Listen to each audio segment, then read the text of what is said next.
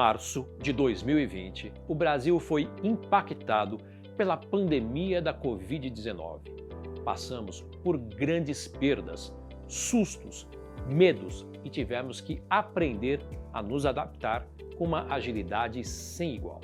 E com essas adaptações, tivemos algumas quebras de paradigmas, desenvolvimento de novas tecnologias, novos debates ambientais, sociais e de governança e novos modelos de trabalho.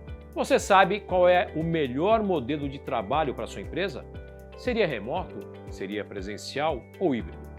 Você sabe como manter ou mudar a cultura da empresa de acordo com o modelo de trabalho? E como gerir equipes que dias estão trabalhando fora e outros estão no escritório? E como gerir uma equipe totalmente remota? E essas questões e muito mais serão debatidas aqui, hoje, pela professora Maria José Tonelli, que é psicóloga, mentora, tem doutorado em Psicologia Social, é professora titular da FGV-AESP e atua há mais de 30 anos com os temas de gestão de pessoas e liderança e também coordena o Núcleo de Estudos em Organizações e Pessoas. Estamos aqui também com a Estela Campos, que é editora de carreiras do Valor Econômico e com mais de 20 anos na casa, além de ser a idealizadora do Prêmio Executivo de Valor, que reconhece desde 2001 os mais importantes CEOs do país. E lembrando que 5 desses CEOs premiados estarão entre o corpo docente do Masterclass Executivo de Valor. Mais tarde a gente fala mais sobre essa novidade. Mas agora nós vamos para a nossa terceira e última aula com a Estela e a professora Maria José.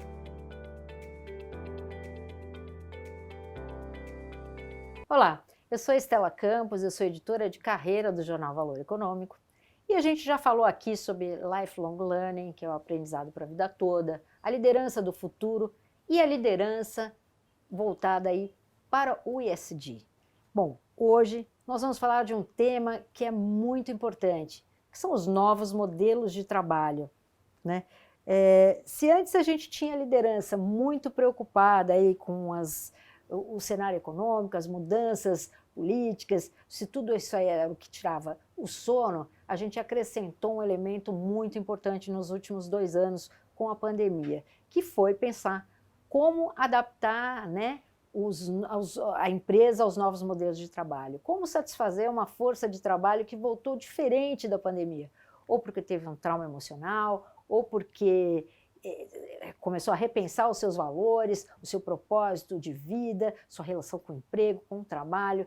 Tudo isso, todo esse contexto trouxe aí muitas dúvidas e muitas questões para serem resolvidas aí pelos gestores, pelas empresas, pelo alto escalão, né? Olá, eu sou a Maria José Tonelli, sou professora na Fundação Getúlio Vargas e é um prazer estar aqui de novo conversando com a Estela sobre esses temas, né, que são, acho que mais do que contemporâneos, né, assim, eles se impõem para nós nesse momento, né? Nós temos que lidar com todos eles, né? E quando você estava falando dessa questão de novos modelos de trabalho, dessa transição que nós fomos obrigados a aceitar, né, e a aprender, né, com a chegada da pandemia, né, eu acho que tem várias questões aí que valem a pena ser mencionadas, né? A primeira delas, uma que a gente estava conversando, né, assim, nos bastidores antes aqui da gravação, que é o fato de que a questão do home office, a questão de trabalho à distância, a questão de flexibilidade no trabalho, não são temas novos, né? São temas que já foram trabalhados, né? Você mesmo me contou que fez uma matéria aqui para o Valor em 2002, isso era, né, assim, nossa, né, assim, do que ela está falando, né?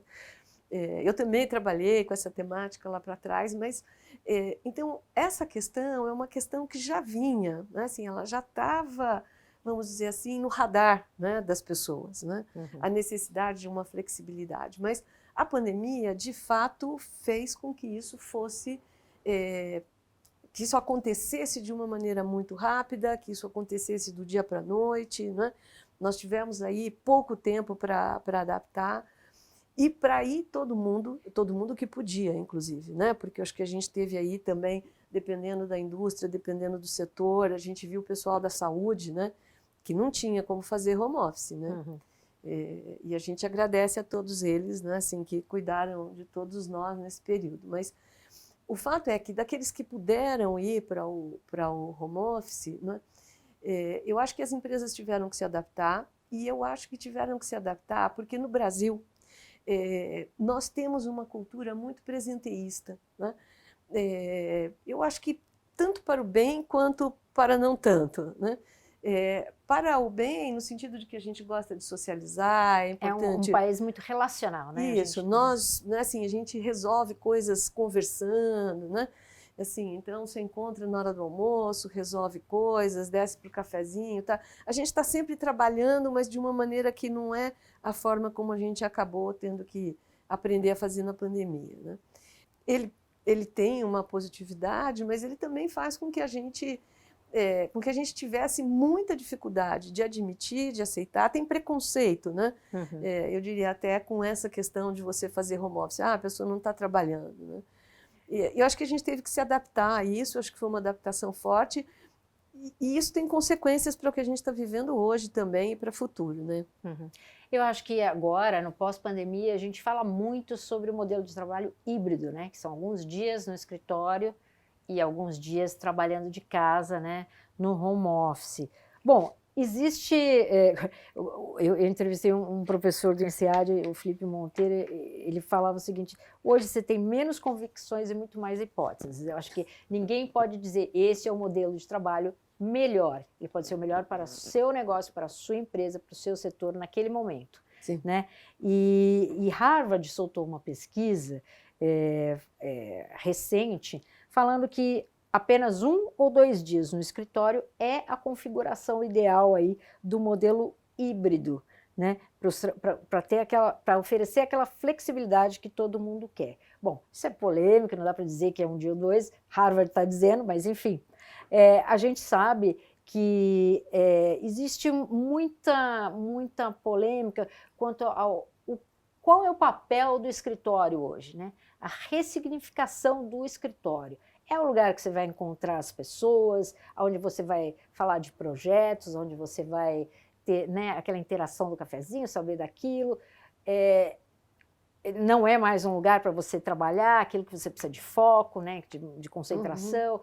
Para quem exerce esse tipo de trabalho que permite, né, esse tipo de trabalho no home office. Então, isso, muita empresa, né, que eu tenho entrevistado, né, os RHs falando, muita gente reformando os escritórios, diminuindo, tentando tornar o ambiente mais agradável para isso, mas muita gente também reclamando, porque assim, o trabalho bom que eu preciso fazer de foco, o tempo de deslocamento é uma questão que entra quando você vai falar sobre o modelo de trabalho presencial, né? Você tem o tempo de deslocamento. Quando as pessoas, né, ficaram em casa, elas ganharam um tempinho a mais, mas a questão da produtividade, ela aumentou a percepção. A gente estava comentando, o Nicholas Bloom, que é um pesquisador de Stanford, ele montou um blog lá que ele acompanha desde 2020, todo mês, mais de 30 mil profissionais de 20 a 64 anos que estão atuando em home office, e a percepção de 40% dessas pessoas é que eles trabalharam mais, melhor, são mais produtivos. Com mais produtividade, a produtividade então, assim, aumentou. Agora, né, tem os dois lados, né? A produtividade aumentou, mas você também tirou aquela barreira, aquele muro, né? Você detonou um muro que separava o seu trabalho da sua vida pessoal, né? O trabalho invadiu a vida das pessoas, a gente tem feito mais reuniões, a gente tem trabalhado mais horas, né? Quer dizer, a produtividade vem também com um certo desequilíbrio entre vida pessoal e trabalho, que também é uma questão que hoje está sendo bastante discutida, né? Sim.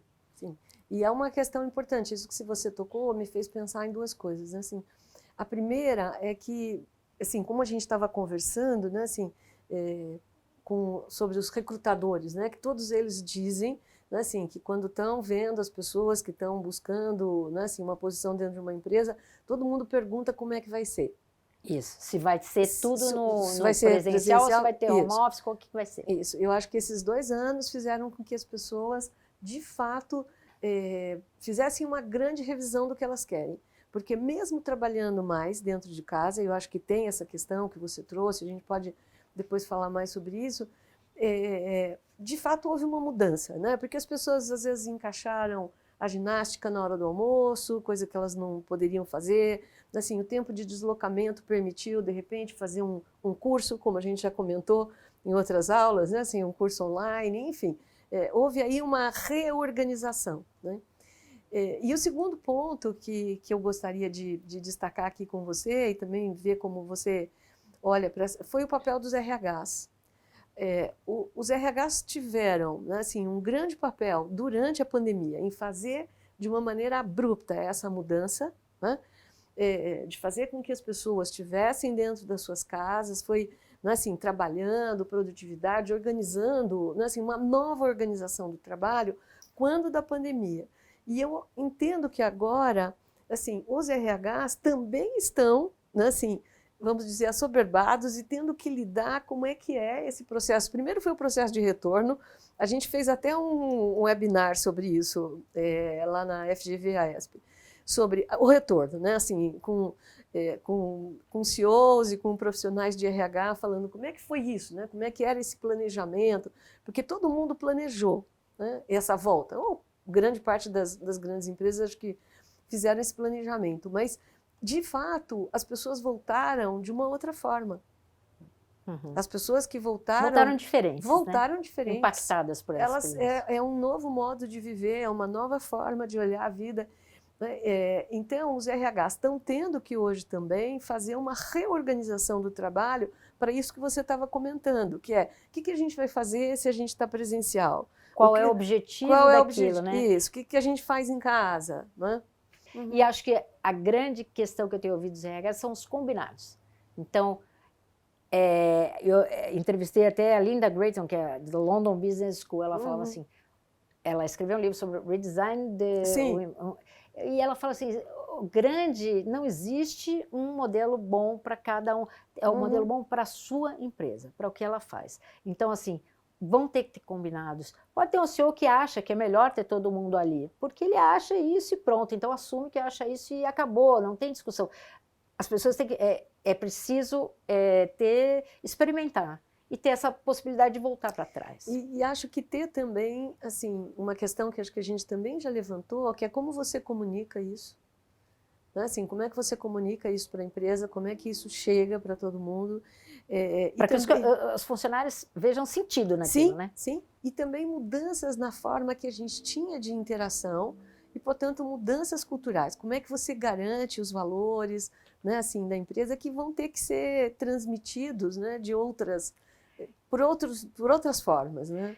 E olha, o Ethan Bernstein, que é um professor de Harvard, ele estuda há muitos anos, né, o Open Office e toda essa questão, e eu tive a oportunidade de entrevistá-lo ali agora na pandemia, e ele disse o seguinte, que é muito importante, se você opta pelo modelo híbrido, né, você tem que ter políticas de avaliação, promoção e reconhecimento diferenciadas. Você tem que fazer com que isso fale com o modelo que você está fazendo. Porque o que você tinha antigamente? Você tinha um home office e você tinha uma crença de quem não é visto é esquecido. Então, existem estudos que mostravam que se você ficava só no home office, todo mundo no trabalho, as pessoas que estavam em home office eram menos promovidas, menores salários. Isso são vários estudos aí que acompanham essa evolução.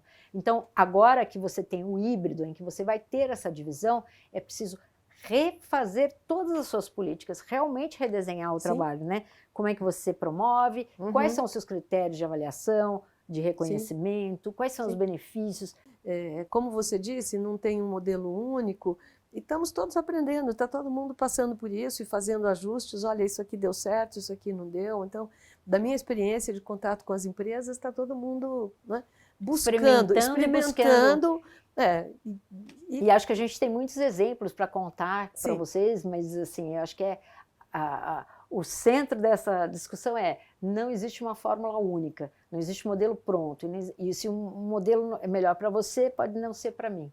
Então, eu acho que dá para a gente se aprofundar ainda bastante nessa discussão. Com certeza. E eu acho que isso tem uma relação, né, quando a gente está falando de gestão de talentos, né? O tema da nossa conversa agora é gestão de talentos, e acho que é muito diferente falar de gestão de talentos do que falar de gestão de carreiras.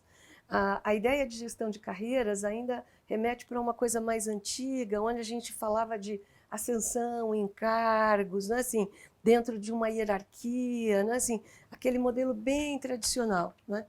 E acho que o que a gente está falando hoje é outra coisa, né? Nós estamos falando de como a gente pode estar recompensando, como a gente pode estar fazendo a gestão de pessoas independentemente da questão do cargo, mas com relação às suas habilidades, com relação ao seu potencial. Uhum. Não? Eu acho que é uma diferença grande, e eu acho que assim, as pessoas hoje têm essa expectativa de serem reconhecidas mais pelas suas habilidades, né? Isso conecta lá com a nossa primeira aula do Lifelong Learning. As pessoas estão aprendendo, estão investindo na própria carreira. E acho que a empresa tem que olhar para isso e reconhecer isso de alguma forma. Porque a empresa não toma mais conta ali da sua carreira, ela não vai fazer essa sua trilha como existia no passado, né? Você entrava ali e ia galgando postos e tal. Hoje, as carreiras podem não ser para cima, você pode não crescer hierarquicamente, você pode crescer na lateral, como um técnico, uma outra função. Você tem as equipes, né, que trabalham em metodologia ágil, por projetos e tal. Então, você pode ter equipes multidisciplinares, você pode atuar em várias áreas diferentes e contribuir, né, para outros pontos. E isso, as empresas têm que reconhecer isso, encontrar meios, né, para fazer essa gestão de talentos, com que essa sua participação nessas diversas áreas, diversos projetos, seja reconhecida e te ajude a ter um norte ali para que você cresça, né? Não necessariamente aquela trilha tradicional que existia antes, né? E acho que você trouxe uma palavra que acho que é muito importante, Stella, que é a questão do reconhecimento. Ela não é uma questão nova, né? Eu acho que sempre, né, assim, todos nós que trabalhamos, acho que a gente sempre teve, né, assim, o desejo e a vontade de ter reconhecimento no trabalho. Acho que isso é muito forte para todos nós, né? E aí acho que como a gente pode fazer esse reconhecimento, considerando também a questão da remuneração, né? Eu acho que o reconhecimento ele se dá de diversas formas, não só pela remuneração. Acho que a remuneração é um reconhecimento simbólico, todos nós trabalhamos, precisamos, né, assim, receber o nosso salário para poder tomar conta da vida, mas existe a necessidade de um reconhecimento também do que são essas habilidades que podem se reverter até na questão da remuneração. A gente tem uma pesquisa, né, que a gente deu uma matéria da Willis Towers Watson, né, com 115 empresas aqui no Brasil, que ela fala que redefinir o gerenciamento, né, da carreira dos funcionários é uma prioridade para 46% das organizações do país hoje. Quer dizer, aos poucos as empresas estão vendo que é preciso, sim, redesenhar, valorizar as habilidades mais do que os cargos, mudar a estrutura de remuneração, né, de acordo com o novo modelo de trabalho que ela está adotando, dar maior ênfase, como você falou, né, recompensas, benefícios.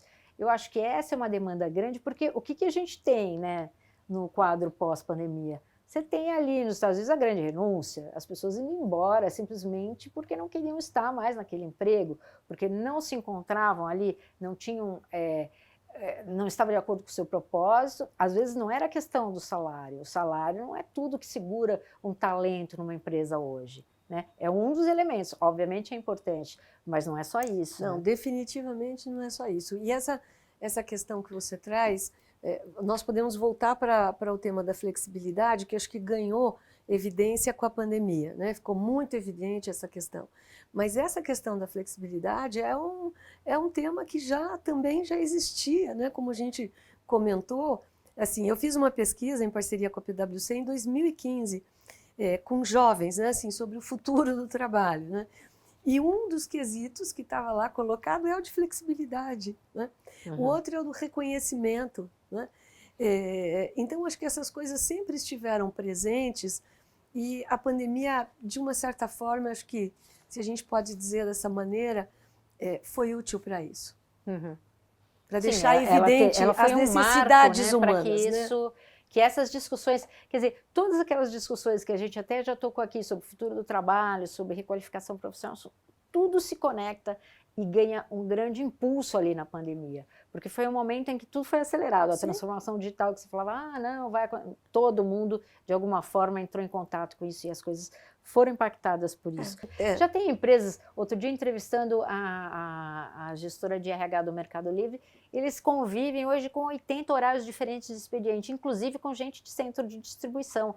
Não é a flexibilidade de trabalhar em casa, mas é a flexibilidade de horário para entrar e horário para sair, que eu acho que é um outro tipo de flexibilidade que também, que não precisa ser exatamente do home office, mas é a flexibilidade de horário. Sim, sim. As pessoas precisam ir ao médico, ao dentista, assim, acho que... Eu acho que tudo aí está por trás dessa discussão, é o entendimento de que há um humano ali atrás, né, que trabalha para você, com as suas necessidades, e o gestor também, né? E que se ele estiver satisfeito, né, assim, se ele tiver suas necessidades atendidas, ele vai trabalhar melhor, com mais produtividade, né, assim, acho que é bom para todo mundo, né? É um círculo virtuoso, né? É isso.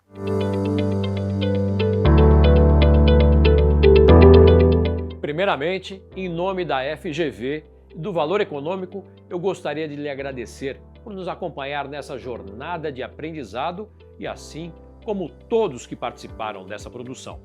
Espero que tenha gostado e aproveitado os insights para trilhar o seu caminho rumo a uma carreira de sucesso como líder de destaque. Durante esse período, navegamos pelos principais temas que profissionais que almejam estar entre as principais lideranças precisam conhecer e dominar. Em agradecimento por você ter chegado até aqui, queremos lhe convidar para conhecer o curso Masterclass Executivo de Valor. Nesse curso, você irá aprender a analisar cenários a partir das macro tendências da economia do futuro, a liderar times em diversos modelos de trabalho, a desenvolver ações para alinhar as expectativas dos funcionários com objetivos estratégicos da empresa e que ajudam as organizações a se aprofundar em uma agenda mais ESG.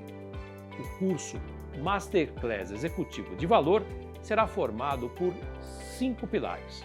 O primeiro é Tendências da Economia do Futuro. O segundo, o papel da liderança na agenda ESG. O terceiro, Liderança do Futuro. O quarto pilar, os novos modelos de trabalho pós-pandemia. E o quinto, a gestão de talentos. E já revelamos por aqui que o Masterclass será ministrado não só por docentes da FGV, mas com participação de jornalistas do Valor Econômico e CEOs vencedores do Prêmio Executivo de Valor. E a grande surpresa é que estarão com a gente ministrando esse curso a Denise Santos, da Beneficência Portuguesa, Tânia Cosentino, da Microsoft, Roberto Setúbal, do Itaú, Walter Schalka, da Suzano, entre outros grandes nomes.